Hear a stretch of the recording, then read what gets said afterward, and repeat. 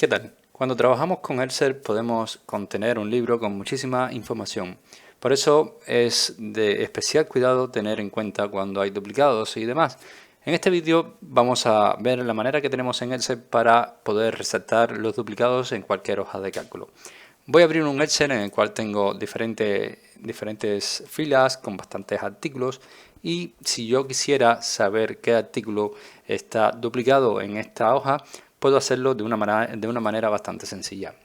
Podemos seleccionar lo que es la hoja entera haciendo un clic sobre la esquina superior izquierda aquí.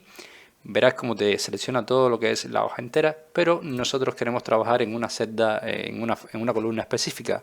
Esto también es posible. Podemos seleccionar aquí la columna, ¿vale? Y quiero que él me resalte todos los duplicados que hay en esta columna. Y lo que vamos a hacer es directamente nos vamos a dirigir a la pestaña inicio, y en esta cinta de opciones que tenemos aquí en la pestaña de inicio nos vamos a ir a formato condicional.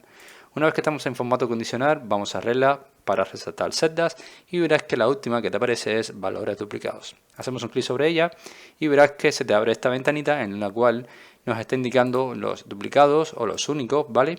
O vamos a dejarla en duplicados y vamos a seleccionar el formato que nosotros queramos mantener para saber cuáles son los duplicados. Puede ser en amarillo, en verde, ya esto es cuestión de gustos, ¿vale? Pues nada, él se le ha determinado que hay varios duplicados, vamos a darle en aceptar y ahora sí ya te remarca con una franja, ¿no? Te lo deja marcado en rojo cuáles son los resultados duplicados de tu hoja.